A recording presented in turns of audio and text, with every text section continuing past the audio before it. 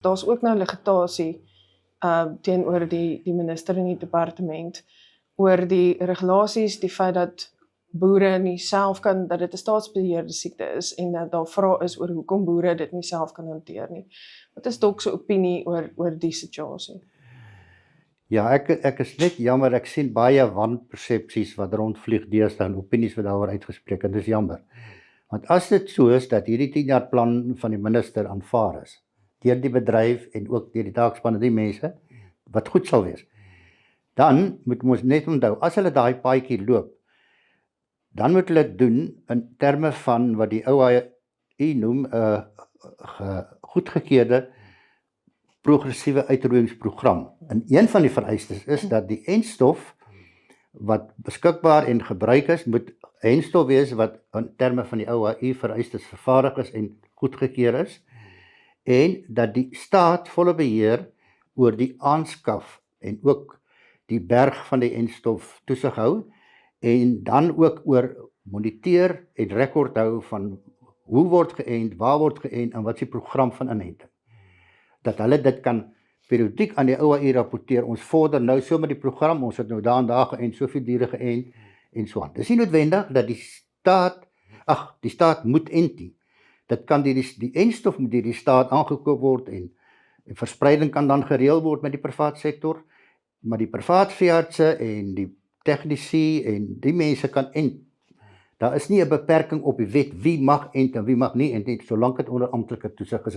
Dis ook die vereiste van die OAI, dat ja, hulle kan die staat met die enstofbeheer inbring en hulle kan verslag doen daaroor, maar die inenting moet net onder amptelike toesig wees, maar dit hoef nie deur die staat self gedoen word.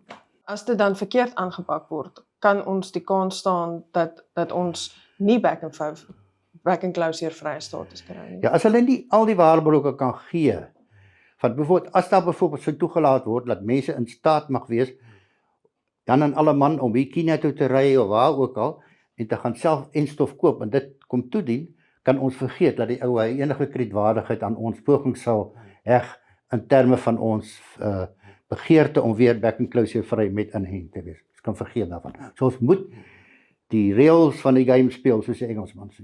Dokter, in terme van die entstowwe wat hulle nou die land gaan inbring, met ons stamme wat vir baie lank nie na die Pirbright Instituut toe gestuur is nie, is daar 'n kans dat daai entstowwe dalk nie gaan werk vir ons plaaslike stamme nie? Dink Dok dit kan werk?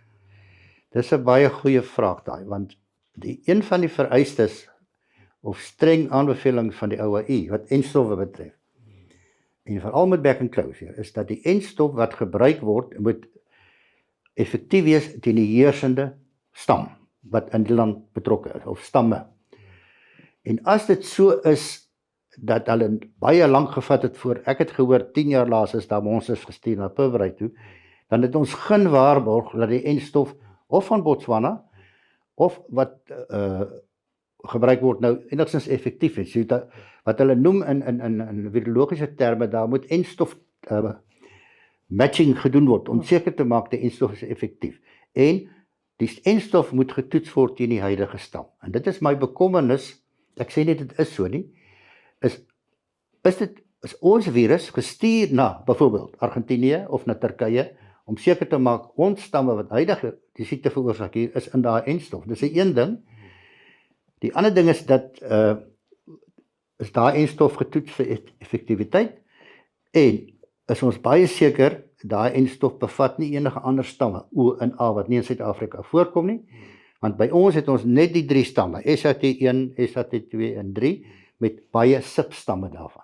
Dis hoekom byvoorbeeld met SAT1, 2 en 3 kan jy baie keer, dit is die virus wat geïdentifiseer is, maar die enstof is nie aktief teen daai spesifieke substam nie. So dis baie belangrik wat jy vra om seker te maak dat daai enstof deur Pirbright getoets word, want Pirbright is die internasionale back and close wêreldverwysingslaboratorium. Suid-Afrika is lid van die OAI en hulle is half moreel verplig om van hulle gebruik te maak en met hulle inligting uit te ruil oor wat aangaan by ons back and close en vir hulle die virusstamme stuur dat hulle dit kan modelleer en toets teen die huidige stam. Dis krities belangrik. Weet dokter hoe lank dit kan neem wanneer die stamme by Pirbright aankom om daai hele proses deur te gaan? In die verlede, toe ek nog self betrokke was by Back and Claw se uitbreke in Suid-Afrika, as ons vanoggend op 'n plaas 'n vermoede geval, kliniese geval van Back and Claw gekry het, dan het ons iemand daai tegnikus daai dag in 'n kar gesit Pretoria toe, hulle lughawe toe gery, die enstof is daar aand op die vliegtuig gesit Pirbright toe. Die volgende dag het ons die uitslag gehad. Dit is belangrik om te weet of die enstof wat ons het in die land, dit gaan baie gou. Die toetse wat hulle deesdae met tegnologie om te toets wat 'n stam is uitstekend, baie vinnig. So dit vat nie 'n leeftyd dit vat 'n dag of 2 of 3 dan het hulle die uitslag. En dit is krities belangrik dat om 'n voorbeeld te gee, toe ons in Camperdown, omdat dit 'n vreemde stand, het ons met die hulp van die verkeerspolisie en verkeersbegeleiding van Pietermaritzburg met 'n blou lig konvooi gery, heeltyd voor hierdie tegnikus tot in Onderste Poort, reg van die nag deur. Daai oggend 5-6 uur het die hoof van die laboratorium die enstof in ontvang geneem en daai aand het ons geweet dis tipe O.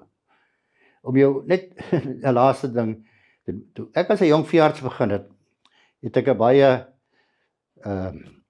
wat is die woord wat ek soek, in elk geval 'n baie reguit hoof van veeartsenydiens in Noord-Transvaal gehad.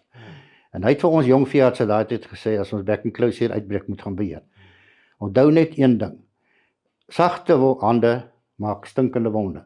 Beteken, as jy met Back and Claw werk, dan moet jy nie saggies optree, jy moet baie akkuraat en vinnig optree, en wat jy nie binne die eerste 48 uur doen nie, gaan jy nooit kan inhaal. So dit verg vinnige, besliste en reguit optrede.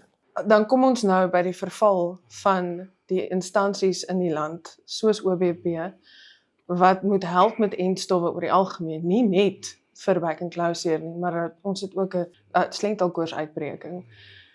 Wat dink dokter is nodig om hulle reg te ruk? Dink dok ons privaat sektor moet eerder daai funksie vul met die vakuum wat gelaat is? Ek is jammer om te sê, maar ek weet nie of hulle meer die agterstand wat ontwikkel het kan inhaal nie. Terwyl die privaat sektor, die mense wat op die oomblik betrokke is van die privaat sektor met enstofbereiding is 'n jong perd wat wil wegspring en reg om hulle dinge te doen.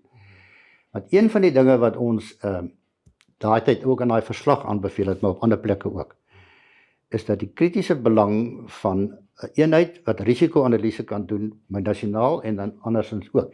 Vir die eenvoudige rede, as dit byvoorbeeld in terme van die weer baie reën en so aan, dan kan daai ou se analise doen om te sê waar gaan die virussiektes voorkom wat deur insekte soos muskiete en muggies voorkom. Byvoorbeeld die slengtelkoors uitbreek. As hulle die weer voortydig geanalyseer het, kon hulle voorspellings gedoen het, maar wow, hier kom groot moeilikheid, laat ons nou al begin om genoeg enstof beskikbaar te maak, vir slengtelkoors byvoorbeeld.